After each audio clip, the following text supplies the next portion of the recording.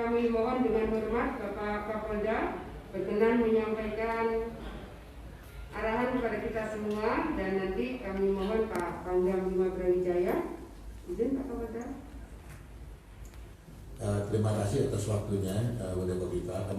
Tadi pagi kami sampaikan rapat teknis kami dengan masing-masing Polres yang PSBB dengan mengajak dari kepala dinas masing-masing untuk menyatukan persepsi. Tadi sudah disinggung oleh Ibu Gubernur. Jadi dari paparan masing-masing kami masih melihat adanya perbedaan cara bertindak di lapangan. Ya, sehingga tadi kami perintahkan untuk merevisi, langsung Pak Karokop untuk update terkait dengan apa yang langkah yang harus disamakan. Seperti dari Sidoarjo melakukan jam malam, Surabaya tidak ada, Gresik tidak ada. Ini juga nanti akan menjadi masalah. Pergubnya payungnya sama, kok penjabarannya di bawah berbeda. Ya.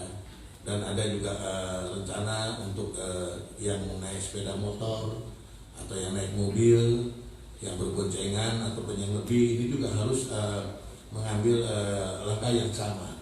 Begitu juga dalam penutupan checkpoint, tadi itu ada 85 checkpoint, yaitu Surabaya ada 13 checkpoint, Sidoarjo itu ada 24 dan Gresik ada 45.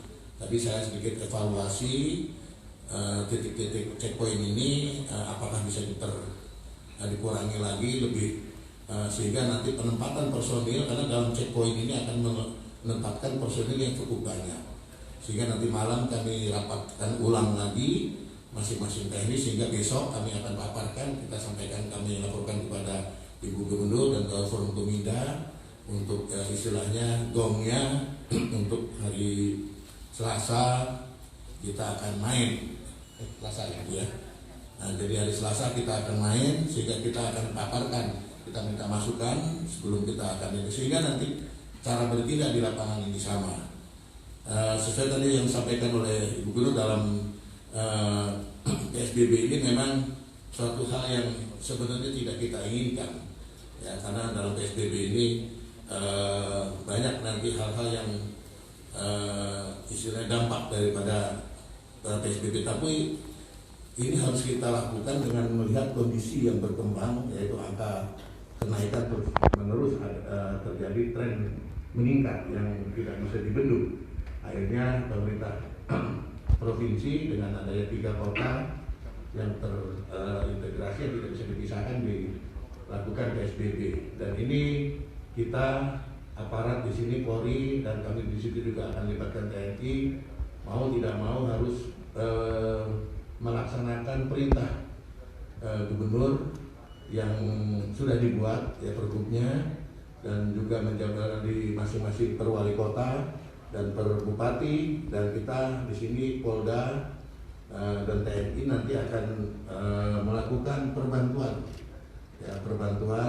pergeseran pasukan yang nanti insya Allah besok juga akan kami gelarkan pasukan kepada untuk menyampaikan, mensosialisasikan kepada seluruh jajaran terutama aparat, karena aparat harus paham betul aturan main di dalam PSBB, sehingga aparat pun jangan sampai nanti nggak paham apa itu PSBB dan ditanya oleh masyarakat.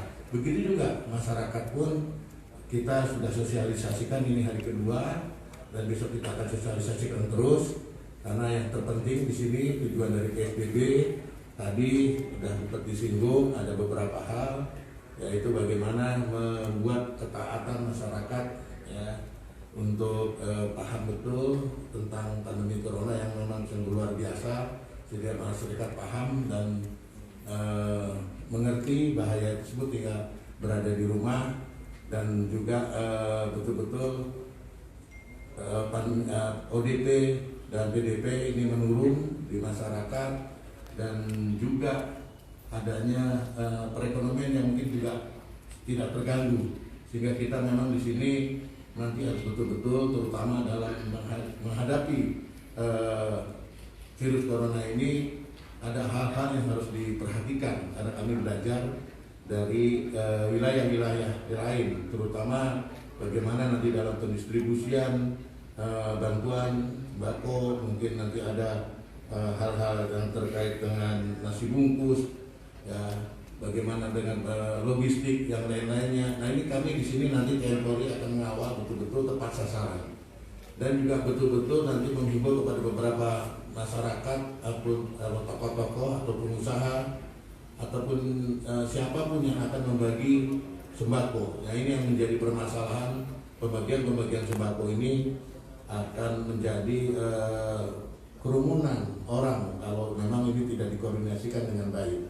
Makanya di sini kami akan selalu melibatkan udah beberapa hari ini peran Babinsa, Babin Kamtibmas ini yang paham betul ya, dengan bekerja sama dengan kecamatan ya, daerah-daerah yang memang membutuhkan atau daerah-daerah miskin yang memang betul-betul dia tahu persis datanya. Nah, sehingga ini door to door ini akan lebih bagus dan ini sudah dilakukan dalam 1 minggu terakhir, baik itu dilakukan oleh Polri dan TNI.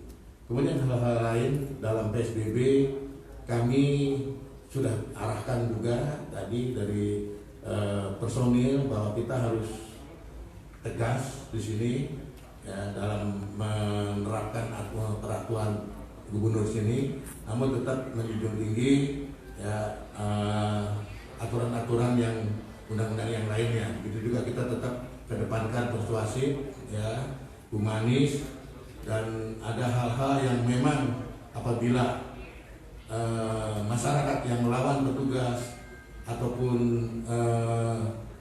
ada pasien yang positif melarikan diri dari rumah sakit karena sudah banyak beberapa kota, ya. Kemudian juga ada pasien yang ODP atau pasien yang PDP yang rawat inap, rawat mandiri yang sudah melalui tercatat oleh rumah sakit, namun dia tidak taat kepada aturan yang ditetapkan oleh rumah sakit, dia keluyuran. Ini akan kita lakukan tindakan-tindakan upaya paksa, ya, kepada pasien-pasien yang memang sudah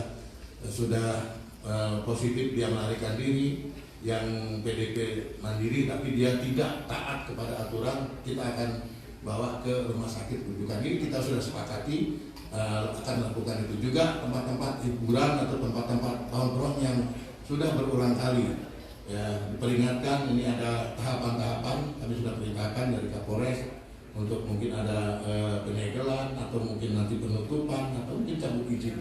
Ini yang kita akan lakukan. Itu yang bisa kami sampaikan, dan mungkin nanti besok secara lengkap kami akan sampaikan langkah-langkah kesiapan PSBB melalui TSG nanti, sehingga nanti kita semua masyarakat tahu apa yang akan kita lakukan atau aparat lakukan, baik TNI, Polri, Satpol PP, ya, Dinas Perhubungan dan instansi-instansi terkait yang ada di dalam satuan gugus tugas. Demikian bisa kami sampaikan, Gubernur. Terima kasih atas waktunya. Wassalamualaikum warahmatullahi wabarakatuh.